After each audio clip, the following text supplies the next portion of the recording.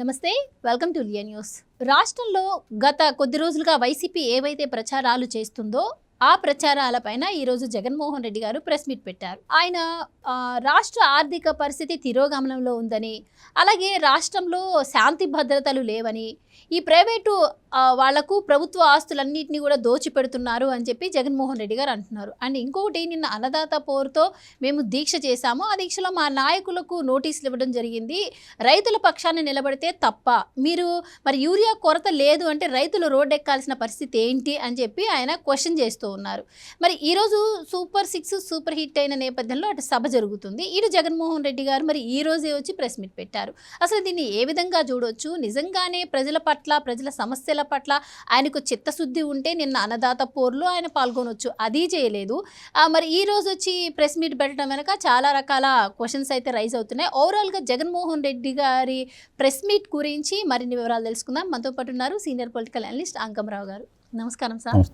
Sir, Jaganmohan Reddy గారు ఈరోజు press meet పెట్టారు. కూటమి ప్రభుత్వం అధికారంలోకి వచ్చిన ఈ 15 నెలల్లో రాష్ట్ర ఆర్థిక స్థితిగతులు దిగజారిపోయాయని, రైతులు నానా ఇక్కట్లు పడుతున్నారని, అలాగే మా నాయకులను ఇబ్బందులు పెడుతున్నారని కేసులతో, ఇవే గతంలో ఏవైతే మాట్లాడారో అవే ఈరోజు కూడా మాట్లాడటం జరిగింది.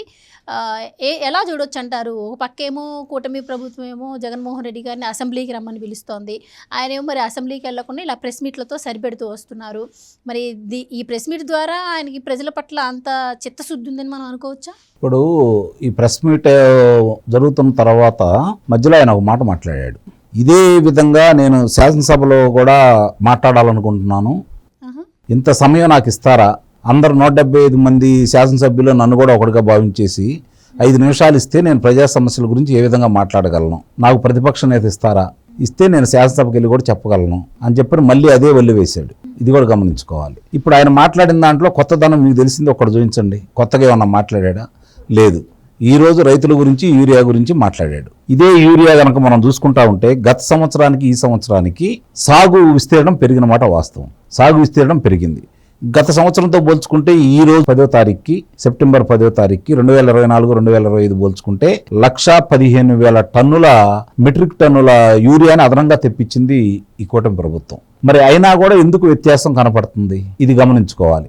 గతంలో 5,06,000 చిల్లర తీసుకొచ్చుకుంటే ఈ సంవత్సరం 6,20,000 చిల్లర ఇప్పటి వరకు తీసుకురావడం కూడా జరిగింది, మెట్రిక్ టన్నులు. మరి ఇంత ఉన్న తర్వాత కూడా ఎందుకు ఈరోజు ఇబ్బంది పడిపోతున్నారు? లేదంటే పక్క రాష్ట్రాలతో పోల్చుకుంటే తక్కువే, అందుట్లో ఎలాంటి సందేహం కూడా ఏం లేదు. మరి ఎందుకు ఇబ్బంది పడిపోతున్నారు అంటే పెరిగిన విస్తీర్ణం. ఎందుకు విస్తీర్ణం పెరిగింది? ఇప్పుడు సాగు ఎందుకు పెరిగింది? రెండు విషయాలు. గతంలో అన్నపూర్ణలా పిలువబడే ఉభయ గోదావరి జిల్లాలు కావచ్చు, కృష్ణా జిల్లా కావచ్చు, క్రాప్ హాలిడే ప్రకటించారు రైతులు. ఎందుకంటే నీరందక సముద్రం పాలవుతున్నా కూడా పట్టించుకోనందువల్ల అప్పుడు సాగు తగ్గిపోయింది. ఇప్పుడు సాగు పెరిగింది. కారణం ఏంటంటే ఈ ప్రభుత్వం వచ్చిన తర్వాత పంట కాలువలు కావచ్చు, మెయిన్ కెనాల్స్ కావచ్చు, ఇవన్నీ కూడా శుభ్రంగా చేశారు. చాలా వరకు, అంటే 100% చేశారని నేను చెప్పలేదు, వీలైనంత వరకు చేశారు. కాబట్టి చివరి భూముల వరకు కూడా ఈ రోజు నీరు వెళ్తున్నాయి. అందుట్లో పైన దేవుడు కూడా కరుణించాడు, వరుణ దేవుడు. విస్తారంగా వర్షాలు పడ్డాయి, సాగు విస్తరడం పెరిగిన మాట వాస్తవం. దీంతో పాటు వర్షాల కంటే ముందు ఏదైతే ఎదబెట్టారో వరికి సంబంధించింది, అది కొంత అది మొలవకపోవటం, మళ్ళీ వరి ఎదబెట్టడం కూడా జరిగింది. దానివల్ల కూడా కొంత ఎక్కువగా వాడకం జరిగిన మాట కూడా వాస్తవం. ఇవన్నీ కూడా కళ్ళ ముందు కనపడుతున్నటువంటి వాస్తవాలు రైతులకు క్షుణ్ణంగానే తెలుసు. కానీ వీలైనంత వరకు పక్క రాష్ట్రాలతో పోల్చుకుంటే యూరియా కొరత ఆంధ్ర రాష్ట్రంలో చాలా తక్కువగా ఉన్నమాట కూడా వాస్తవమే. అడపా అక్కడ కొంతమంది రైతులు వాళ్ళు బయటకు వచ్చేసి మాకు ఎరువులు అందట్లేదు అని గోల్ చేస్తున్న మాట కూడా వాస్తవమే. అది కూడా మనం కొట్టిపారవేయలేం. కానీ గతం కంటే అధికంగా తీసుకొచ్చారు, విస్తీర్ణం పెరిగింది. కాబట్టి చిన్న చిన్న ఇబ్బందులతో పాటు కొంతమంది రాజకీయ నాయకులు, కొంతమంది బ్లాక్ మార్కెట్ వ్యాపారస్తులు చేస్తున్నటువంటి కార్యక్రమాలు కూడా దీనికి తోడైని వీలైనంత వరకు వాళ్ళ పరిధిలో వాళ్ళు దాన్ని అదుపు చేయడానికి ప్రయత్నం చేస్తున్నారు. కానీ ఇంత మందిలో అవి జరుగుతూనే ఉంటాయి. అందరూ నిజాయితీ పనులు అయితే ఈ సమస్యలు ఎందుకు వస్తాయి? రావు కదా. ఎవరి స్వార్థం వాళ్ళు చూసుకుంటా ఉంటారు. రైతులు కూడా ముందు మాకు దొరికితే చాలనుకుంటారు. వాళ్ళ అనుకూలమైనటువంటి వాళ్ళ దగ్గర నుంచి ముందే తెచ్చుకొని పెట్టుకుంటారు. నిలవబెట్టుకునే రైతులు కూడా ఎక్కువ మంది ఉంటారు. రేపు పొద్దున్న దొరుకుతాయా లేవు అని చెప్పని యూరియా కొరత కొరత కనపడుతుంది కాబట్టి అవకాశం ఉన్నంత వరకు తెచ్చి పెట్టుకుంటా ఉంటారు. దానివల్ల కూడా ఈ ఇబ్బందులు వస్తా ఉన్నాయి. చాలా మంది కూడా ఈ పెరిగిన విస్తీర్ణంతో పాటు ఎరువులు రాలేదనే అభిప్రాయంతో ఉన్నమాట కూడా వాస్తవమే. రెండోది కాంప్లెక్స్ ఎరువులు కొనలేక యూరియానే అధికంగా వాడుతున్నందువల్ల కూడా ఈ ఇబ్బందులు వస్తాయి అనేది కూడా వాస్తవం. సరే, అది రైతుల వరకు. గతంలో నా ప్రభుత్వ హయాంలో ఈ ఇబ్బందులు ఎదురవుతున్నాయా అంటే ఆ రోజు యుద్ధాలు రాలా, యూరియా సకాలంలో వచ్చిండేది, ఎరువులు సకాలంలో వచ్చిండేవి. రైతులు కూడా సాగు తక్కువగా చేశారు కాబట్టి ఏ ఇబ్బందులు లేకుండా గడిచిపోయినాయి. పొరపాటున ఎవరైనా బయటకు వస్తే నువ్వు కారాగారంలో పెట్టేవాడు, ఏం చేసేవాడో చూశారు కాబట్టి మనకెందుకులే ఇతంతోటి ఎదురు తిరిగి మన తల్లులు ఎందుకు దించుకోవాలి, కారాగారంలో ఎందుకు కూర్చోవాలి అని చెప్పని ఎవరి కాళ్ళు కాముగా వెళ్ళిపోయారు కాబట్టి సరిపోయింది. ప్రతిపక్షాల గురించి ఈ రోజు రైతు నాయకులు వాళ్ళందరూ రైతు నాయకులు అయినట్టు, రైతుల గురించి వీళ్ళు పోరుబాటపడ్డట్టు, రైతుల సమస్యలు వీళ్ళే తీర్చినట్టు, రైతు రాజ్యం వీళ్ళ దగ్గరే వచ్చినట్టు, ఇప్పుడు వచ్చే తల్లికి రైతు వ్యతిరేక ప్రభుత్వం ఉన్నట్టు చిత్రీకరిస్తా ఉన్నాడు. సరే, అవన్నీ ప్రజలు కూడా గమనిస్తారు. ఎక్కువగా అతని గురించి ఆలోచించుకున్నా కూడా మన బుర్రలు పాడవటం తప్ప ఉపయోగం అంటూ ఏమి లేదు. ఎందుకంటే సమస్యల గురించి మాట్లాడు, మీరు ఇందాక ప్రారంభంలో చెప్పినట్టు నిజంగా ఇన్నిసార్లు ప్రభుత్వంగా వ్యతిరేకంగా పిలిపించిన వ్యక్తి ఉద్యమాల గురించి ఒక్కరోజు కూడా దాంట్లో పాల్గొనలేదు. కాబట్టి ఇప్పుడు కూడా ఇక్కడే ఉన్నాడుగా, కనీసం ఆయన నియోజకవర్గంలో కూడా పాల్గొనొచ్చు కదా. నిన్న పాల్గొని ఈ రోజు దాని గురించి మాట్లాడుకుంటే ఒక అర్థం పరమార్థం అనేది ఉండేది. కాబట్టి రైతు సమస్యలా, లేకపోతే విద్యార్థి సమస్యలా, లేకపోతే ఇప్పుడు వస్తున్నటువంటి మెడికల్ కాలేజీ గురించా, ఇవన్నీ కూడా ఆయనకి పట్టవు. ఇప్పుడు 17 మెడికల్ కాలేజీ నేను కట్టాను అంటున్నాడు. 17 మెడికల్ కాలేజీలో కడితే ఏ మెడికల్ కాలేజీలో ఎంతమందిని సిబ్బందిని తీసుకున్నాడు, ఎంతమంది బోధనా సిబ్బందిని తీసుకున్నాడు, ఎంతమందిని బోధనేతర సిబ్బందిని తీసుకున్నాడు, ఎంతమంది టెక్నీషియన్లు తీసుకున్నాడు చెప్పానండి. పోనీ కాగితం చూసి చెప్పానండి. ఏ కాలేజీలు పూర్తి అయిపోయినాయి, ఏ కాలేజీలు ఇంతమంది మామూలుగా లెక్చరర్లు ఉన్నారు, ఇంతమంది ప్రొఫెసర్లు ఉన్నారు, ఇంతమంది ల్యాబ్ టెక్నీషియన్స్ ఉన్నారు, ఇంతమంది బోధనకు సంబంధం లేని వాళ్ళు ఉన్నారు, ఆయన దగ్గర ఉండి లెక్క ఉంటే చెప్పానండి. ఎక్కడ ఎంతమంది చదువుకుంటున్నారు అనే లెక్కలు చూసి చెప్పానండి. ఈ రోజు మామూలుగా అతను అనుకున్నట్టుగా 17 కాలేజీలు పూర్తి కావాలంటే 8,500 కోట్ల రూపాయలు కావాలి. కానీ నువ్వు ఖర్చు పెట్టింది 496 కోట్ల రూపాయలు. 496 కోట్ల రూపాయలు కూడా కేంద్ర ప్రభుత్వం 950 కోట్ల రూపాయలు ఇచ్చింది. అంటే ఆ డబ్బులు కూడా మింగేసావు. మరి నువ్వు నేను మెడికల్ కాలేజీలు కట్టాను, ఇన్ని పూర్తి చేసాను, ఒక్కటి కంప్లీట్గా పూర్తి చేసింది చూపించండి, వర్క్ జరుగుతున్నది చూపించండి. దాన్ని కూడా ఈ రోజు దాంట్లో ఎన్ని అనుమతులు ఉన్నాయి, నువ్వు తీసుకొచ్చిన 17 కాలేజీల్లో కేంద్రం ద్వారా ఎన్ని అనుమతులు తెచ్చుకున్నావు నువ్వు, కానీ ఆయన దగ్గర సమాధానం ఉండదు. ఇచ్చా తెచ్చా అంటాడు.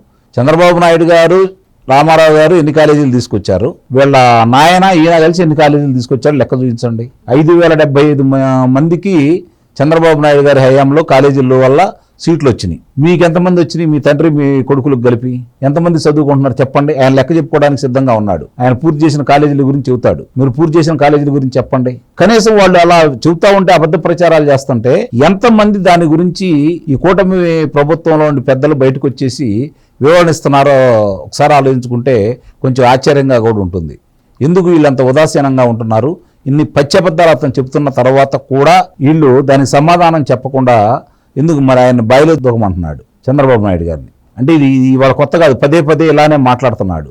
మరి దీని మీద చర్యలు తీసుకోవాల్సిన పరిస్థితి అయితే ఈ ప్రభుత్వానికి అయితే ఉంది. చెప్పాలంటే ఈ రోజు ప్రెస్ మీట్ కూడా ఈ కూటమి ఏర్పాటు చేసినటువంటి సభ నుంచి ప్రజల దృష్టిని డైవర్ట్ చేసేందుకే అని కూడా అంటున్నారు. నిస్సందేహంగా అది కూడా ఒక కారణం. రెండోది వైఫల్యం చెందారు. నిన్న రైతులందరూ రోడ్డు మీదకి వచ్చేసి వాళ్ళకి సంఘీభావం తెలపలేదు. ఎందుకంటే వాళ్ళ 5 సంవత్సరాల కాలంలో రైతులు ఎన్ని ఇబ్బందులు పడ్డారో వాళ్ళకి తెలుసు కాబట్టి. ఈ రోజు వాళ్ళు ఏదో రైతులకు మేలు చేస్తామని చెప్పి వస్తే రైతులు సిద్ధంగా రాలేదు. రెండోది ఈ రోజే అనంతపురంలో సూపర్ హిట్ సూపర్ 6 అనే నినాదంతో అక్కడ విజయవంతంగా ఒక సభ నిర్వహించుకుందంటే దాన్ని పక్కదారి మళ్లించడానికి, అక్కడ జరిగే కార్యక్రమాల కంటే కూడా ఈయన మాట్లాడిన దానికి వాళ్ళు ఏదైనా వివరణ ఇస్తే ఈయన హైలైట్ అవుతాడు కాబట్టి ఈ రోజు ముందుకు వచ్చాడని అయితే నేను భావిస్తున్నాను. అంత తప్ప ప్రజా సమస్యల గురించో ప్రజా అవసరాల గురించో ఈరోజు ప్రశాంతంగా ఉన్నారు జనాలు, ఏ ఇబ్బందులు లేవు, భయం లేకుండా బ్రతుకుతున్నారు, ప్రశాంతంగా నిద్రపోతున్నారు, పథకాలు సవ్యంగా అందుతున్నాయి. అంటే మీరు ఇవన్నీ చెప్తున్నారు, కానీ ఆయన పదే పదే చెప్తున్న మాట ఏంటంటే రాష్ట్ర ఆర్థిక స్థితిగతులు కూడా తిరోగమనంలో ఉన్నాయి, కాగ్ రిపోర్టు కూడా రాష్ట్రంలో అప్పులు పెరిగిపోతున్నాయని నివేదిక ఇస్తోంది అని చెప్పి ఆయన అంటున్నారు. నిస్సందేహంగా అప్పులు పెరిగిపోతాయి, నిస్సందేహంగా అప్పులు పెరిగిపోతాయి. ఎందుకంటే ఇంకా పెట్టుబడులు పెట్టిన దానికి ఈ రోజు ఉత్పత్తులు కాలేదు కదా. అవి ఉత్పత్తులు మొదలైన తర్వాత అక్కడ మామూలుగా పరిశ్రమలకి వాళ్ళకి ఆదాయం వచ్చిన తర్వాత ఆదాయం ద్వారా వీళ్ళకి జీఎస్టీ రూపేణా కావచ్చు, రవాణా రూపేణా కావచ్చు, రోడ్డు మార్గం రూపేణా కావచ్చు, వీటన్నిటికీ గవర్నమెంట్కి వస్తేనే కదా ఆదాయం అనేది వచ్చేది. ఇప్పుడే 9 లక్షల కోట్ల పైచీలకు ఒప్పందాలు చేసుకున్నారు, ఒక్కోటి గ్రౌండ్ అవుతా ఉన్నాయి. అవన్నీ పనులు మొదలు పెట్టిన తర్వాత కదా ఆదాయం వచ్చేది. ఈలోపు ఆయన చేసిన అప్పులు వడ్డీలు కట్టాలా వద్దా? మరి ఇప్పుడు ఈ పథకాలకు వీళ్ళు డబ్బులు తెచ్చుకోవాలి కదా. అప్పులన్నీ చేసిపోయాడు. ఈ పథకాలు ఇటు ఇవ్వలేడు చంద్రబాబు నాయుడు అని భావించాడు. కానీ ఆయన అంచనాలు తలకిందులు చేస్తూ ఈయన పథకాలు ఇచ్చుకుంటూ వెళ్ళిపోతున్నాడు. అంతకంటే ఇచ్చిన దానికంటే అదనంగా కూడా ఇచ్చుకుంటూ వెళ్ళిపోతున్నాడు. కాబట్టి వీటికి అప్పులు చేయాలి, గతంలో చేసిన అప్పులకి వడ్డీలు కట్టాలి, రెండూ జరగాలి. కాకపోతే ఏంటంటే వీళ్ళు చేసిన అప్పులకి ఆదాయ మార్గాలు వస్తాయన్న నమ్మకంతో వీళ్ళు ముందుకు వెళ్తున్నారు. ఎందుకంటే పరిశ్రమలు వచ్చినాయి కాబట్టి. ఇవాళగాతే రేపు వచ్చే సంవత్సరం, ఆపై వచ్చే సంవత్సరం ఈ పనులు మొదలు పెడితే నిస్సందేహంగా వచ్చే ఆదాయంతో అప్పులు తీర్చుకుంటూ వెళ్ళిపోతారు. ఆ తర్వాత అప్పులు చేసే పని లేకుండా ఆ వచ్చే ఆదాయంతో సంక్షేమ పథకాలు మళ్ళిద్దామని చెప్పి నా ఆలోచన. నిస్సందేహంగా అప్పులైతే పెరుగుతున్నమాట వాస్తవమే. అప్పులైతే తీర్చట్లేదు కదా. ఎక్కడి నుంచి తీరుస్తారు? ఏ ఆదాయం పెట్టాడని, ఏ పరిశ్రమలు నెలకొల్పేసి రాష్ట్రానికి ఆదాయం చేకూర్చే వనరుల్ని ఏం చేసి పెట్టాడని చెప్పని వీళ్ళు వచ్చి ఏమీ లేకుండా అప్పులు చేస్తున్నారని చెప్పి చెప్పడానికి అర్థం పరమార్థం ఉంది. కాబట్టి ఇవన్నీ కూడా ప్రజలైతే గమనిస్తున్నారు. పాలకులు కూడా దానికి అనుగుణంగానే నడుచుకుంటూ వెళ్తున్నారు. ప్రజా అవసరాలు తీరుస్తున్నారు. అలాగే అభివృద్ధి కార్యక్రమాల్లో కూడా ముందుకెళ్తున్నారు అని అయితే మనం భావించవచ్చు. Thank you so much. Thank you. Please subscribe to Leo news for more videos.